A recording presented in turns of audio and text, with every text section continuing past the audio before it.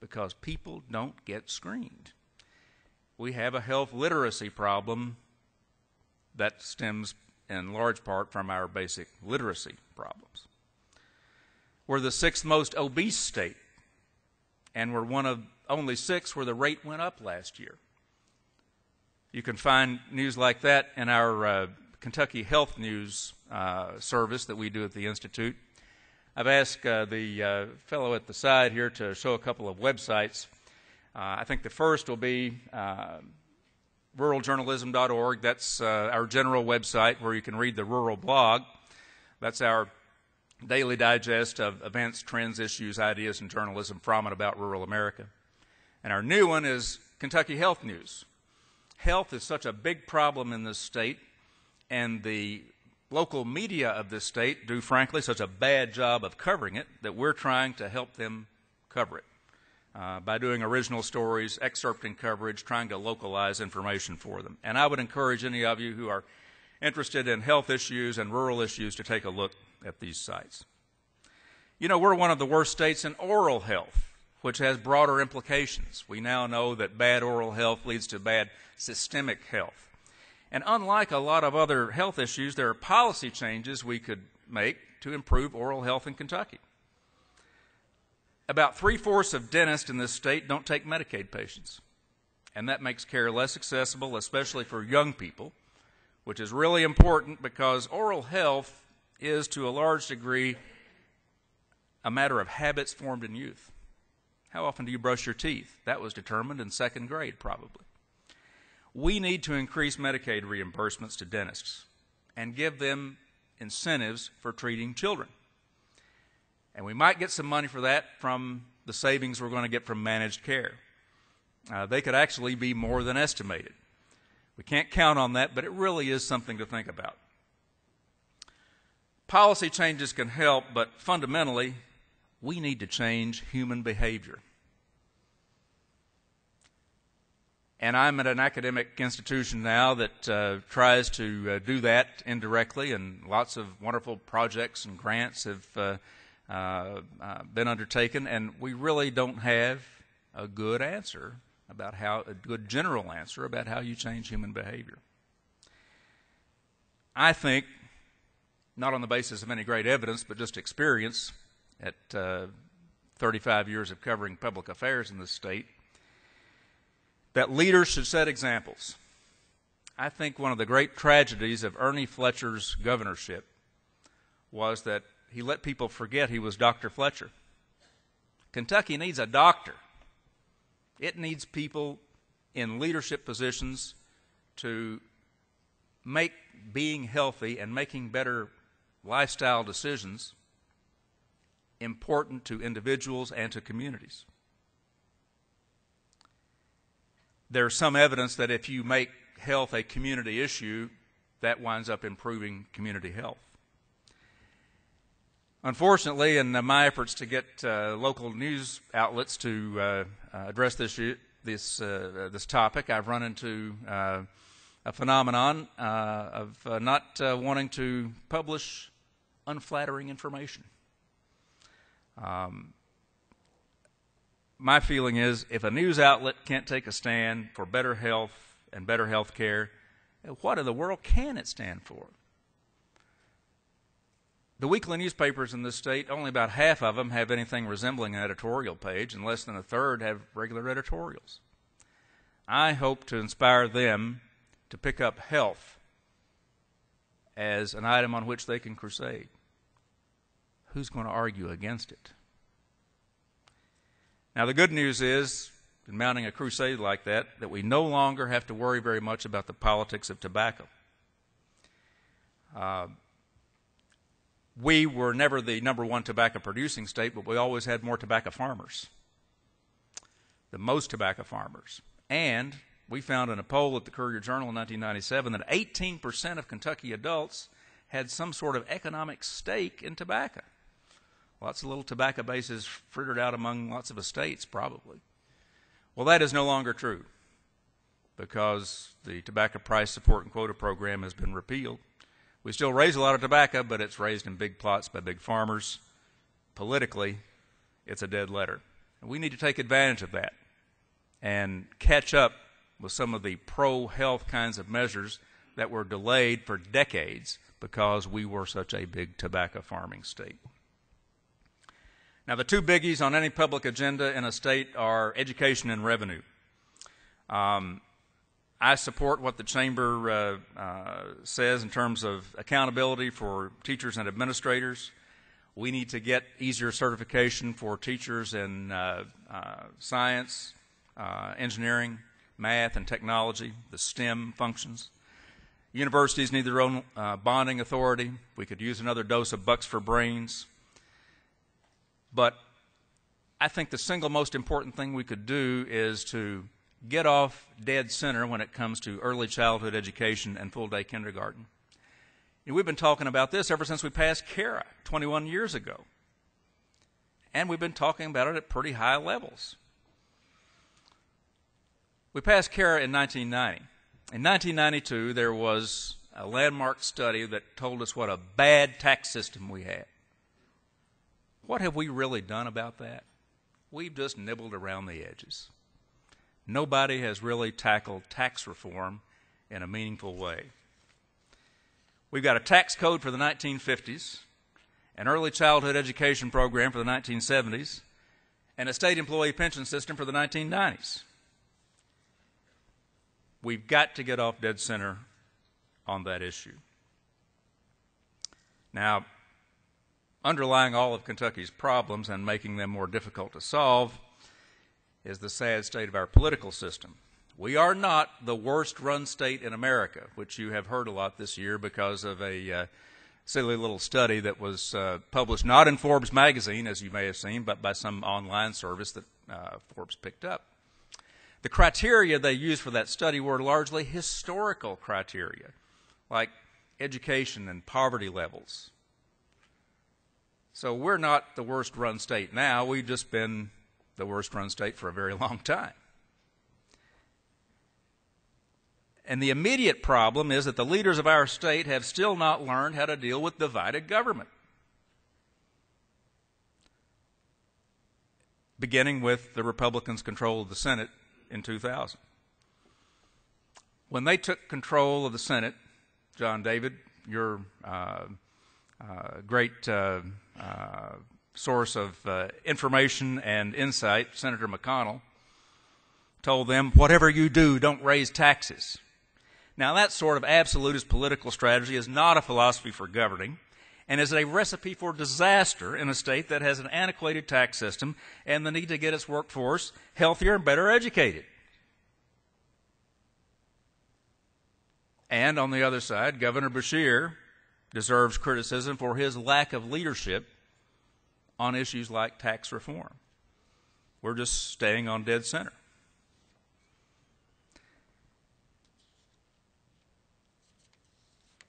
I had a few other lines I wanted to zing the legislature with, but I'll save them for discussion.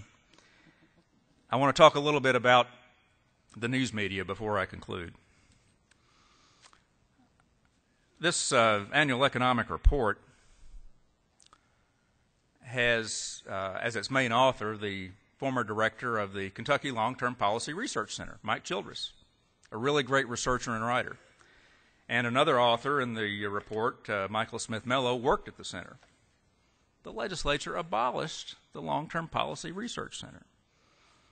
What does that say about our state's willingness to take the long view, to engage in this cathedral thinking that Jim Rogers talked about?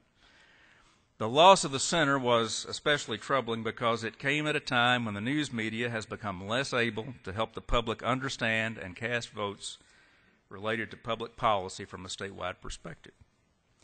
The Courier-Journal ended any semblance of being a statewide news medium about 6 years ago when it closed its bureaus in Hazard and Paducah. KET is now our only true statewide medium, but it doesn't offer daily news, and it needs a larger audience. Among the commercial stations, state government news is an afterthought, and even those that try to cover Frankfort don't have the staff to do it well and aren't willing to give reporters the time they need to do stories right. So that brings me to the work that I do and try to help others do. We not only lack a true statewide news medium, none of the daily papers outside Louisville and Lexington regularly practice accountability journalism at the state level. That's mainly because they're too small. None of them have a circulation even a third as large as the Herald-Leaders. Part of my job is to help those papers, and even the weekly papers that are willing and able, bring to their readers the local impact of issues at the state and national levels. And one last parting thought. As news media try to explain these issues to Kentuckians, we need to be careful about our facts. Mr. Morris, in his speech, he's really the piñata of this panel, isn't he? Mr. Morris said AEP was going to shut down 6,000 megawatts as a result of new EPA regulations. Well, what he didn't tell you is that 4,000 of those megawatts were already in line for retirement under a 2007 settlement that his company made with the Bush administration. And he told an investors conference in May that most of the coal plants that AEP planned to retire with 5,500 megawatts were, and these were his words, high-cost plants that dispatch infrequently. So I hope we stick to our facts as we debate the issues, and I'll be happy to answer any questions.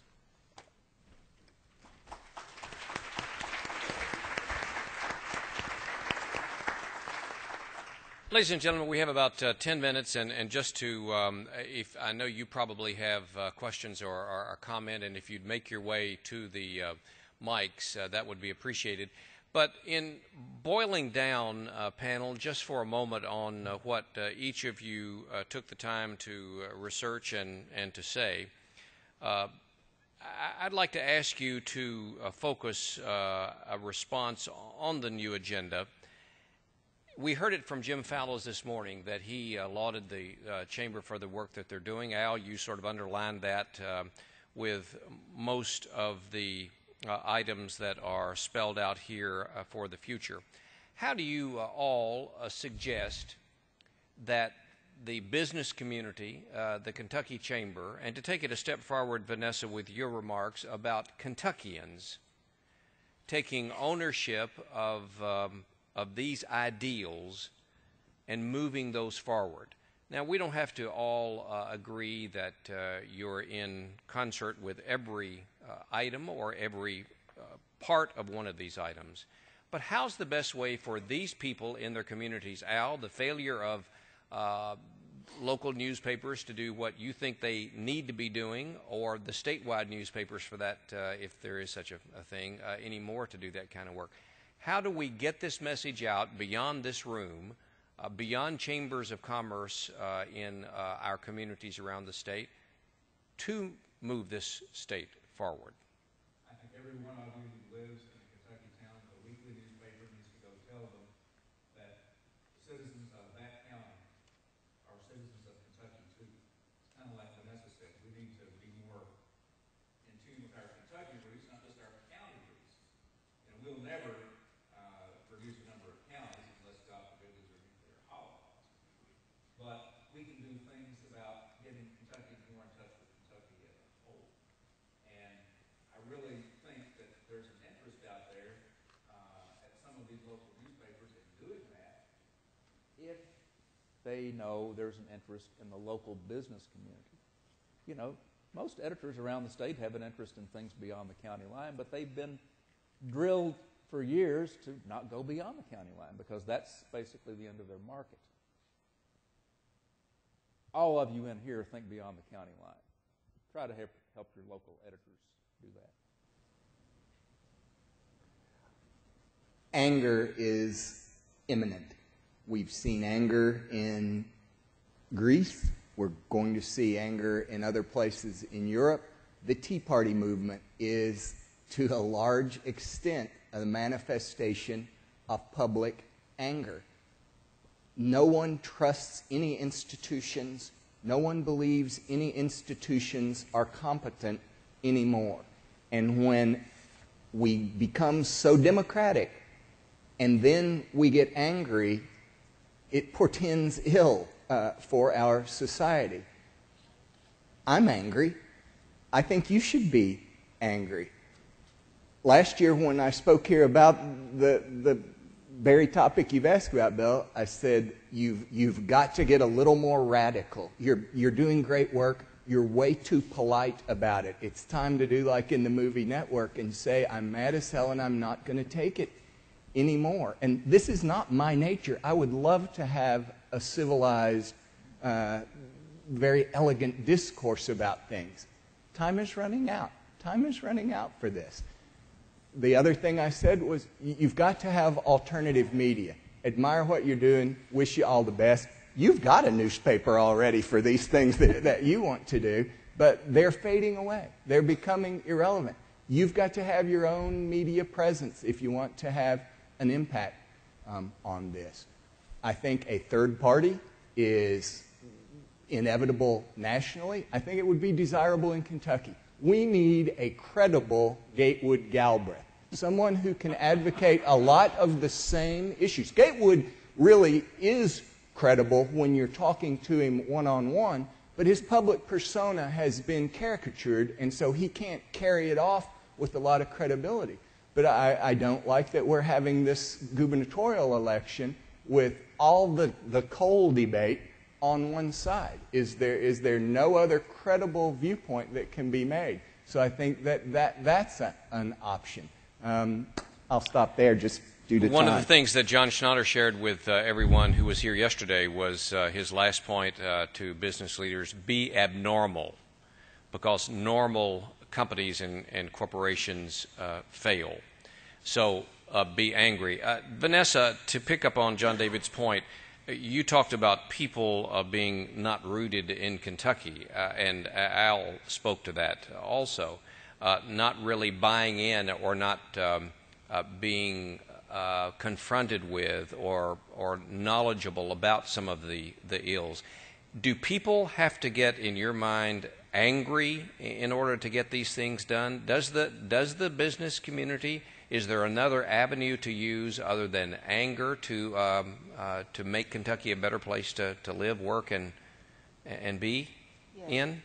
Yes. I think being educated and then being engaged are kind of things that you can use. Kentucky is full of people who came here thinking they were going to be like me, here for like a couple of years and move on, and then turn around. It's 25 years later, and that's because it's a beautiful place to be, and it's a great place to raise family and a comfortable place to live. But still, it's hard. But still, you could be here 25 years and still not feel as if you're a Kentuckian. And I think a lot of that has to do with the fact that I don't think the state reaches out well, or not just the state, local communities reach out well to people who are kind of moving into the towns and just kind of getting them rooted, educating them about what Kentucky is. I don't think I ever even got a welcome package when I moved here. So I just think kind of engaging, getting people and inviting people to participate would be a big. Do they still have welcome wagons? I have to tell you, living in Louisville, I don't know how it is in Lexington, the city's full of people from all over who get involved and make a difference. Thank God for them. So, and education and engagement, sure. But once you're educated and once you're engaged, if you read what media we have, if you read Crit Llewellyn's audits, I don't see how you're not sickened every morning, because the newspapers and the media are full, and we're not even, because we don't have much media left, we're only getting the surface. It's corruption, it's waste, and it's incompetent as far as the eye can see. And we've tried nice, slow, gradual ways of dealing with this. And I'm no radical. I'm a conservative, for Christ's sake. But I'm telling you, we're We're on John David, the what kind of precipice. form do you want this to matriculate to? As I said, this gubernatorial election is gone, and we're going to see that Kentucky chooses do nothing over an agenda. We need a different agenda out there. We need radicalism and much more. These position papers and conventions are wonderful. I enjoy them. They're high-quality presentations. But when a conservative is telling you it's time to take it to the streets because you can hear Nero playing that violin, the number, and in Washington I have the same reaction to both sides. I'm growing my hair long Al, because I want to be like John the Baptist. It's time to cry in the wilderness. Al, We're it must in be the trouble. heat. Don't you think it's the heat or lack of water, a lack of yeah, it's something. It's he's trying to channel the Tea Party for Mitch. I tell you what. You know, we could let me suggest that forget the Tea Party. we could all drive up to just outside of Lexington to the little town of Athens, which they pronounce Athens, but we know it Athens, and that's as close as to Greece as we're going to get. John David, you want to be out in the middle of the street, it sounds like. Actually, John David is on the right track. We put up. Now I'm reconsidering. No, I just like to make a funny line about the Tea Party and Mitch from time to time because you've analyzed his situation with him very well. He's between a rock and a hard place. I think a fundamental problem, and is Rocky Adkins still here? No. I'd say it even if he was. One fundamental problem we have here is the legislature and its responsiveness to the people. The legislature is about to be in the business of selecting its voters. You think you vote for the legislature? Well, you do, but they select the voters. They draw districts. This is, a decennial opportunity to feather their political nests, and human nature being what it is, they treat these districts like personal possessions. They're fundamental constituents of government that they've just been given stewardship over, and they just, treat them like they're their own possessions. And they are currently in violation of the Constitution with several of the districts in the House, and I expect they're, faced with political difficulties, they're going to be all the more violated by the Constitution, and somebody needs to hold the legislature's feet to the fire when it violates the Constitution. But now, on the other hand, David Williams, we don't like him. He's mean. But he's been the person who's advocating moving the filing deadline back. It should be moved. Okay, there's yet another where we've got someone taking a position on an issue in what I would argue is a constructive way, but we don't like him. He's mean. Yeah, it gets reduced to that simple kind of debate. Williams really is the guy with an agenda in this race. But, unfortunately, our political system relies too much on personalities. By the way, Kentucky has the, I think, fourth longest period from filing deadline to primary in the United States. It's ridiculous. The legislature insulates itself from political reward and retribution by that. Let me ask a final question to you, and I'm sure there has to be a comment or a question from the audience. If you just make your way, we want to be sure that you're on mic. But Vanessa, John David, and Al, of the new agenda initiatives that you've looked at, and this is superficial and maybe not fair. Al, you commented on a couple of them, but education, globalization, energy, government modernization, and health and wellness. If you were king for a day or queen for a day and could make a decision on the first initiative that you would tackle in a statewide, well-funded public policy campaign, which of those five would it be, Vanessa? Well,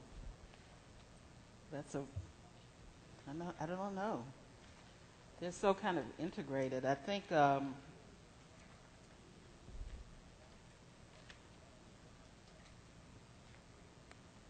one was modernizing government. Yes. At all levels. I think I would focus on that because, just organizing, breaking down some of these county lines, maybe doing more regional consolidating. Even if you don't get rid of counties, at least do some regional planning and all of that. I think that would be a big plus for the state. Even in Lexington, won't even accept responsibility for being a regional leader in Central Kentucky. John David, if you had to fight for one of these, which one would it be? Health and wellness, because the most progress can be made for the least investment of money, and the progress that is made on health and wellness would directly contribute to progress in the others, like education and economic competitiveness. We ought to have a governor. I wrote this when he was inaugurated. I've said it plenty of times since. You've got to get in people's... You try it with a nice way, too, by examples. Go running in the communities when you're there. Hold up all sorts of positive examples. But you've got to be in people's space. I told this gathering that last year. You have to just look at the citizenry of this Commonwealth and say, I'm dependent upon you for votes and office, but I don't care. You're eating horribly.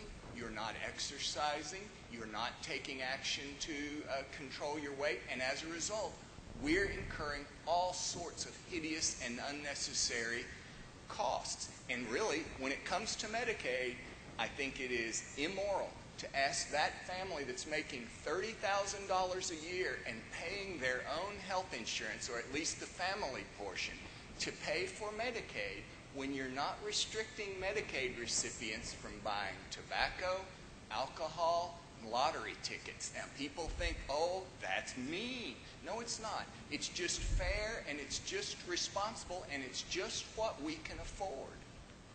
Mr. Cross? I generally agree. I think that there's a social contract here. If you get those kinds of benefits, you ought to be willing to accept restrictions on activities that are inimical to a good society. And, socialism is a bad word to a lot of people, but, we have a lot of socialization out there already. The healthcare system is socialized. We all operate under a social contract of a sort. And in this new digital age when, everybody can, do their own thing and be their own publishers and, get their own sources of information instead of information that might be contrary to their belief system, we kind of forget about this social contract. We're all in this together. All right. Panel, thanks very much.